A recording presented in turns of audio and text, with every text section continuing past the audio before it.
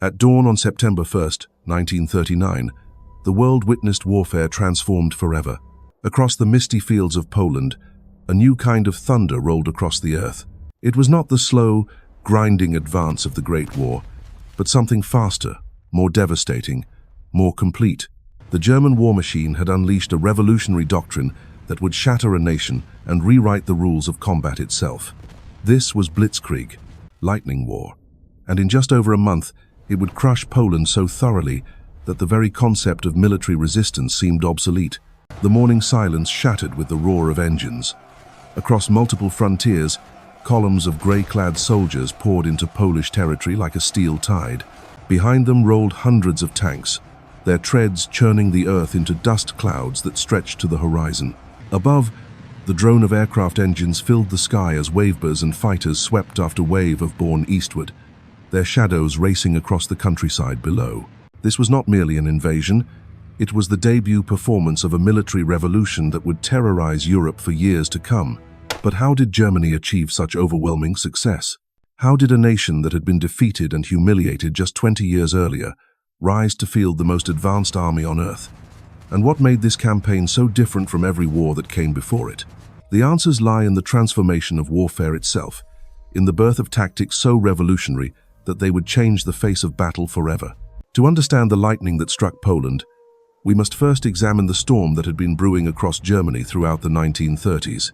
Adolf Hitler had come to power in 1933 with grand ambitions of conquest, but his military inherited the wreckage of the previous war. The Treaty of Versailles had stripped Germany of its tanks, its air force, and much of its army. Yet from this defeat emerged something far more dangerous. German military theorists, studying the stalemate of trench warfare, began developing new concepts that would prioritize speed, concentration, and psychological shock over the grinding attrition of the Western Front. The man who would lead this revolution was not a general, but a former corporal who had survived the trenches of the First World War. Hitler understood that Germany could not afford another prolonged conflict. The nation lacked the resources for a war of attrition. Instead, German strategy would focus on swift, decisive campaigns that would crush enemies before they could mobilize their full strength. This approach required not just new tactics, but entirely new forms of military organization. Central to this transformation was the development of the Panzer divisions. These were not simply collections of tanks, but integrated combined arms formations that merged armor, infantry, artillery, and air support into a single devastating weapon. By September 1939, Germany had organized 6 of these armored divisions, containing approximately 2,400 tanks. While this number might seem modest by later standards, it represented a concentration of mechanized firepower unlike anything the world had seen before. The German Air Force, the Luftwaffe, had grown from nothing into perhaps the most experienced and capable air arm in the world. Tested in the Spanish Civil War, German pilots and aircraft had been honed through actual combat experience. By 1939, the Luftwaffe could deploy over 4,000 aircraft, including the fearsome Junkers Ju-87 Stuka dive bomber, whose screaming engines would become the signature sound of Blitzkrieg warfare. Yet technology alone could not explain the coming disaster. The true innovation lay in how these weapons would be employed. German military doctrine emphasized the concentration of overwhelming force at decisive points, creating local superiority even when facing numerically superior enemies. Rather than attacking along broad fronts, German forces would punch through enemy lines at carefully selected weak points, then exploit these breaches with rapidly advancing armored spearheads that would disrupt enemy communications, supply lines, and command structures. This doctrine represented a complete rejection of the defensive mindset that had dominated military thinking since the Great War. Where previous conflicts had been about holding ground, Blitzkrieg was about seizing the initiative and maintaining relentless forward momentum. The psychological impact was as important as the physical destruction. Enemy forces would be overwhelmed not just by superior firepower, but by the speed and apparent invincibility of the German advance. Poland, unfortunately, represented the perfect testing ground for these revolutionary tactics. The Polish military, while brave and determined, remained largely organized along traditional lines.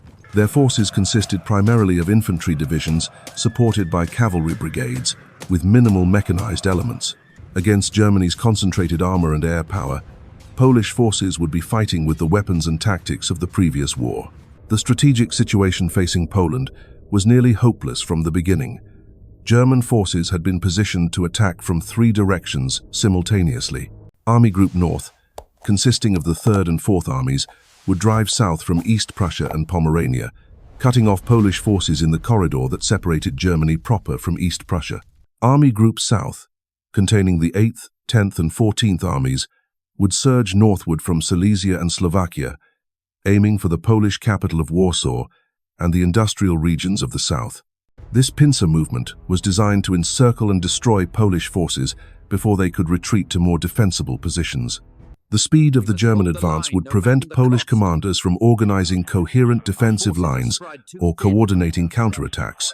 By the time Polish forces realized the scope of the threat, German spearheads would already be deep in their rear areas, severing communications and supply lines. The Polish High Command had developed their own strategic plans, but these were based on assumptions that would prove catastrophically wrong. Polish generals believed they could conduct a fighting withdrawal to the southeast, where French and British allies might eventually provide support. They deployed their forces too close to the German border, hoping to defend their industrial regions and population centers. This forward deployment played directly into German hands, allowing the invaders to encircle large Polish formations before they could escape. As the final hours of peace ticked away, both armies made their final preparations. German soldiers cleaned their weapons and checked their equipment, knowing that years of training and preparation were about to be put to the ultimate test. Polish troops stood ready at their posts, many still believing that their allies would quickly come to their aid, that the war would be short and decisive in their favor. The weather on the morning of September 1st was clear and calm, perfect conditions for the kind of mobile warfare the Germans intended to wage. Across the frontier, German officers synchronized their watches and waited for the signal that would unleash the storm. The age of Blitzkrieg was about to begin, and with new and terrible chapter in the history of warfare. In the pre-dawn darkness, final orders were transmitted to unit commanders. Luftwaffe pilots climbed into their cockpits, tank crews started their engines, and infantry battalions formed up in their assembly areas. The machinery of war was primed and ready. All that remained was for the clock to strike the appointed hour, and the lightning would fall upon Poland with devastating force. At precisely 4:45 in the morning, the thunder began. The first shells screamed across the Polish border as German artillery batteries opened fire in coordinated barrages that shook the earth for miles. Within minutes, the sky filled with the drone of approaching aircraft as Luftwaffe bombers swept toward their targets deep inside Poland. The Blitzkrieg had begun, and with it, the world would witness a form of warfare so swift and devastating that it defied comprehension. The opening moments of the campaign unfolded with mechanical precision. German dive bombers plunged from the sky, their sirens wailing as they targeted Polish airfields, communication centers, and transportation hubs. The psychological impact was immediate and terrifying. Soldiers who had never experienced such concentrated aerial assault found themselves paralyzed by the sheer intensity of the bombardment. Entire Polish air squadrons were destroyed on the ground before their pilots could reach their aircraft. Simultaneously, German armored spearheads crashed through Polish frontier defenses like steel hammers shattering glass. The Polish border guards, manning positions designed to delay rather than stop a major offensive, found themselves overwhelmed within hours. German Panzer divisions, supported by motorized infantry and self-propelled artillery, punched through defensive lines that had been expected to hold for days or weeks. The speed of the German advance caught Polish commanders completely off guard. Traditional military wisdom suggested that major offensives required extensive preparation, careful coordination, and methodical progress. But the German war machine operated on entirely different principles. Where conventional attacks might pause to consolidate gains or await supplies, German forces maintained relentless forward momentum, exploiting every breakthrough before defenders could regroup. Polish cavalry units, symbols of national pride and military tradition, found themselves facing an enemy unlike anything in their experience. These mounted warriors, trained for reconnaissance and rapid strikes against infantry formations, encountered German tanks emerging from morning mists like mechanical monsters. The courage of individual Polish cavalrymen could not overcome the technological disparity. Horses and sabers proved useless against steel armor and machine guns. The Luftwaffe's dominance became apparent Within the first hours of combat, German fighters swept Polish aircraft from the skies with devastating efficiency, while bombers ranged freely across the countryside, targeting anything that moved. Railway junctions disappeared under cascading explosives. Military convoys were strafed from above until they became twisted wreckage scattered across country roads. The Polish Air Force, outnumbered nearly 10 with desperate valor but cool to one, fought to not prevent the systematic destruction of their homeland's infrastructure. German tank commanders, many of them veterans of extensive training exercises, found the reality of combat both exhilarating and terrifying. Their panzers rolled through Polish villages, their tracks crushing everything in their path. Resistance was sporadic and poorly coordinated. Polish anti-tank weapons, designed to stop the lighter armored vehicles of the previous war, proved inadequate against the thick steel of German battle tanks. The psychological dimension of Blitzkrieg warfare became as important as its physical destruction. Polish soldiers, trained for methodical defensive operations, found themselves facing an enemy that seemed to appear everywhere simultaneously. German reconnaissance aircraft spotted every movement, directing artillery fire and airstrikes with lethal precision. Communications networks collapsed under the intensity of the bombardment, leaving Polish units isolated and unable to coordinate their responses. Within 72 hours, the carefully planned Polish defensive strategy had completely collapsed. German spearheads had penetrated so deeply into Polish territory that entire army groups found themselves surrounded and cut off from their supply bases. The speed of the advance left no time for organized retreats or the establishment of new defensive lines. Polish commanders discovered that their pre-war assumptions about the nature of modern combat were catastrophically wrong. The industrial city of Kraków fell to German forces on September 6th, barely 5 days after the invasion began. Polish defenders, who had expected weeks to prepare their positions, instead found German tanks rolling through their streets, while Luftwaffe bombers reduced their strongpoints to rubble. The ancient capital of Poland became another symbol of the futility of resisting the German war machine. Polish forces attempted to mount counterattacks wherever possible, but these efforts were hampered by the collapse of their command structure. Without reliable communications, Polish generals could not coordinate their remaining units effectively. Individual battalions fought with tremendous courage, but their isolated resistance could not alter the strategic situation. German air power ensured that any concentration of Polish forces would be immediately detected and destroyed.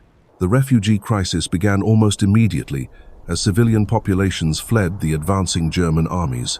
Roads became clogged with families carrying their possessions, making military movement even more difficult for Polish forces. The Luftwaffe showed no mercy to these civilian columns, strafing them from above and adding to the chaos that was consuming the country. By September 8th, German forces were approaching Warsaw, the Polish capital. The speed of their advance had exceeded even the most optimistic German projections. What military planners had estimated might take weeks had been accomplished in just over a week. The Polish government, realizing that their strategic situation was hopeless, began making desperate appeals to their Western allies for immediate military intervention. The Battle of Bzura, beginning on September 9th, represented Poland's last desperate attempt to seize the initiative. General Kutreba's army launched a surprise attack against the flank of German forces advancing toward Warsaw. For a brief moment, it seemed that Polish tactical skill and determination might achieve something miraculous. German units were caught off guard, and several divisions suffered heavy casualties as Polish forces demonstrated that they could still fight effectively when given the opportunity. The initial success of the Polish counter-offensive sent shockwaves through German headquarters. For the first time since the invasion began, the momentum of Blitzkrieg warfare had been disrupted. Polish forces captured thousands of German prisoners and destroyed significant numbers of tanks and artillery pieces. The victory seemed to prove that the German war machine was not invincible. However, the German response demonstrated the true flexibility of their military doctrine. Rather than reinforcing failure or attempting to hold untenable positions, German commanders immediately began redirecting forces from other sectors to contain the Polish breakthrough. Luftwaffe squadrons were concentrated against the advancing Polish columns, while Panzer divisions raced to encircle the attacking forces. The air power advantage that had dominated the entire campaign now focused its fury on the Polish offensive. Stuka dive bombers screamed down from the sky in endless waves, their precision bombing devastating Polish formations that had been forced to operate in open terrain. Without air cover of their own, Polish forces found themselves completely vulnerable to attack from above. Within days, the Polish counteroffensive at Bzura had transformed from triumph to catastrophe. German reinforcements arrived with the mechanical precision that characterized their entire military machine. Tank divisions that had been advancing on other fronts suddenly appeared on the flanks of the Polish attack, their commanders having received new orders through radio networks that functioned with devastating efficiency. The Polish forces, extended and exposed, found themselves facing the same encirclement tactics that had destroyed so many of their comrades. The collapse came swiftly and brutally. Polish generals who had briefly tasted victory watched their formations disintegrate under the combined pressure of ground assault and aerial bombardment. The Luftwaffe concentrated its full attention on the Bzura battlefield, turning the river valley into a killing ground where nothing could move without being spotted and destroyed from above. Artillery barrages, coordinated by forward air controllers, reduced Polish positions to moonscapes of churned earth and twisted metal. By September 15th, the last organized Polish resistance in the Bzura pocket had been eliminated. 3 Polish generals lay dead among the ruins of their commands, their armies scattered or captured. The brief flicker of hope that had illuminated Polish resistance was extinguished, leaving only the grim reality of total defeat. German forces resumed their relentless advance toward Warsaw, their confidence in Blitzkrieg tactics completely restored.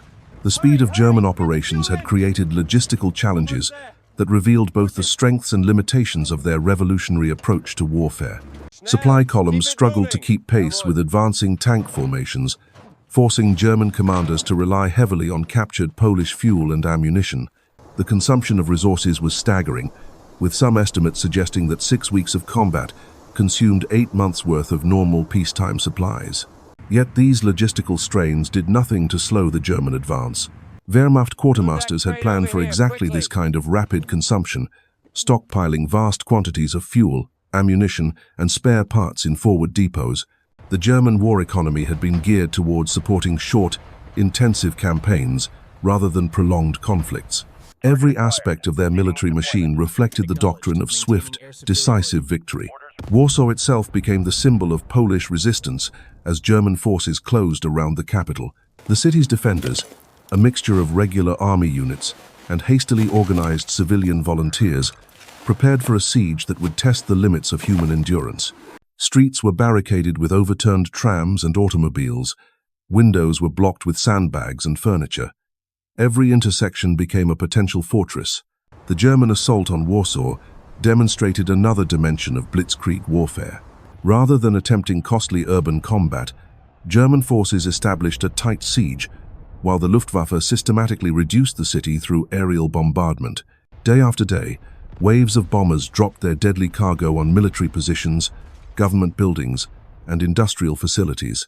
The psychological pressure on the civilian population was immense and deliberate.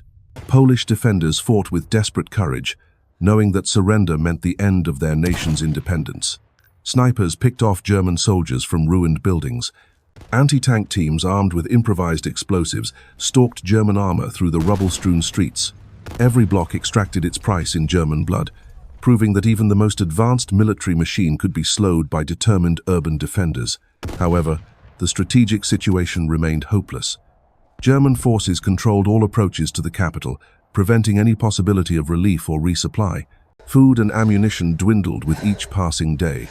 Medical supplies ran critically short as hospitals overflowed with wounded soldiers and civilians. The city's infrastructure collapsed under the relentless bombardment, leaving entire districts without water, electricity, or communications. The German siege tactics revealed the calculating brutality that would characterize their occupation policies. Civilian areas were deliberately targeted to break the population's will to resist. Hospitals and schools disappeared under cascading bombs.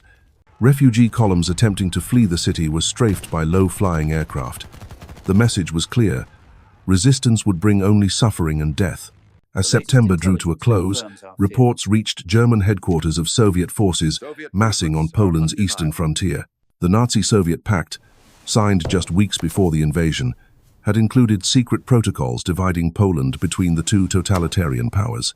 Stalin had been waiting for the opportune moment to claim his share of the spoils, and that moment was rapidly approaching.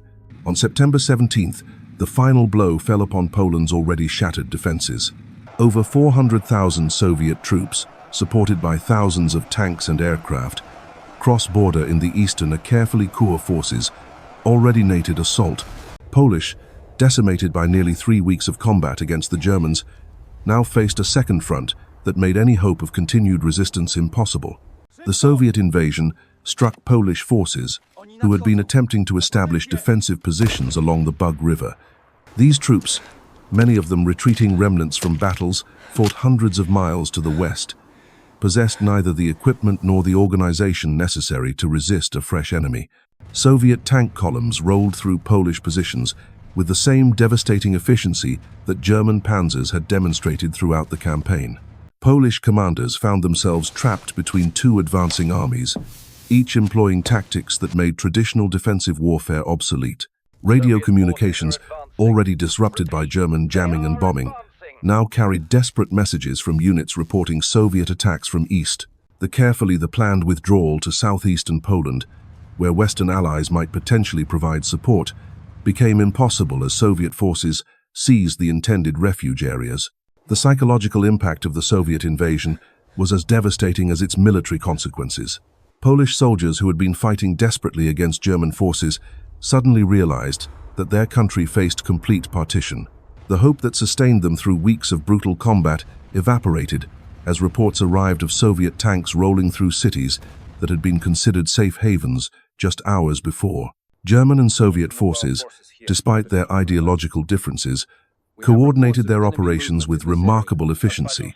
Both armies understood that swift victory required preventing Polish forces from establishing coherent defensive lines anywhere in the country. Radio communications between German and Soviet commanders ensured that neither army would accidentally engage the other while pursuing retreating Polish units. The ancient fortress city of Brest-Litovsk became a symbol of this coordination when German forces, having captured the city from Polish defenders, ceremonially handed it over to advancing Soviet troops. The joint parade that followed demonstrated to the world that Poland had been divided between two totalitarian powers whose temporary alliance had sealed the country's fate. Polish resistance continued in scattered pockets throughout the country, but these isolated actions could not alter the strategic outcome. Individual units fought with suicidal bravery, knowing that defeat was inevitable but refusing to surrender their honor. Tank crews fought their obsolete machines until ammunition ran out, then continued fighting with small arms. Infantry companies held village crossroads against overwhelming odds, buying time for civilians to escape but achieving no strategic purpose. The final act of organized Polish resistance centered on the Hel Peninsula, where naval units and coastal fortifications continued firing at German positions even as the rest of the country collapsed. These defenders, supplied by sea and protected by coastal guns, represented the last vestige of Polish military lasted until power. Their resistance October 2nd, more than a month after the invasion began, demonstrating the courage that might have changed history under different circumstances. Warsaw's surrender on September 27th marked the effective end of the Polish campaign, though isolated fighting would continue for several more days. The capital's defenders, starved and exhausted, could no longer maintain their positions against the relentless German bombardment. White flags appeared over the ruins of government buildings as Polish commanders accepted the inevitable. The final statistics of the campaign revealed both the effectiveness of Blitzkrieg tactics and the tremendous cost paid by Poland. German casualties totaled approximately 14,000 killed and 30,000 wounded from a force of over 1 million men. Polish losses were catastrophically higher, with 66,000 dead, 130,000 wounded, and 400,000 captured from an army of 800,000. These numbers, however, failed to capture the true devastation inflicted upon Poland. The campaign had demonstrated that modern warfare could destroy entire nations with unprecedented speed and efficiency. The age of lightning war had begun, and with it came the realization that traditional concepts of military defense had become obsolete overnight. The Luftwaffe's terror bombing campaign against Polish cities revealed the true nature of this new form of warfare. This was not merely conquest, but annihilation. German pilots received orders to target civilian populations deliberately, transforming ancient cities into infernos of destruction. The bombing of Wilonia began before any declaration of war, with German aircraft reducing the defenseless town to rubble while its inhabitants slept. Frampol disappeared entirely under cascading explosives, its medieval architecture obliterated in minutes of concentrated bombing. These attacks served a calculated purpose beyond mere destruction. German strategists understood that modern warfare was as much psychological as physical. By terrorizing civilian populations, they hoped to break the will of entire nations before their armies could mount effective resistance. The screaming dive of Stuka bombers became the signature sound of German conquest, their wailing sirens designed specifically to induce panic among those who heard them approaching. The civilian toll mounted with each passing day, as German forces demonstrated their contempt for the traditional laws of war. Machine gun fire from low-flying aircraft cut down fleeing refugees on country roads. Artillery bombardments deliberately targeted hospitals and schools. The message was unmistakable. Resistance would bring only suffering and death to innocent populations. Polish forces, despite facing impossible odds, continued fighting with desperate courage that amazed even their enemies. In the ruins of Warsaw, civilian volunteers joined regular soldiers in constructing makeshift fortifications from overturned trams and rubble. Teenagers armed with Molotov cocktails stalked German tanks through smoke-filled streets. Elderly men who remembered the previous war stood guard at improvised barricades, their hunting rifles useless against modern armor, but their spirits unbroken. The campaign that began on September 1st had ended not in 9 days, as some would claim, but in 36 brutal days that changed warfare forever. Poland's defeat was total, yet their resistance had revealed the true cost of Blitzkrieg warfare. German forces, despite their overwhelming victory, had consumed resources at an unprecedented rate and suffered casualties that exceeded their most pessimistic projections. The lightning war that crushed Poland was indeed revolutionary, but it had also shown the world that even the most advanced military machine could bleed when faced with determined defenders fighting for their homeland's survival.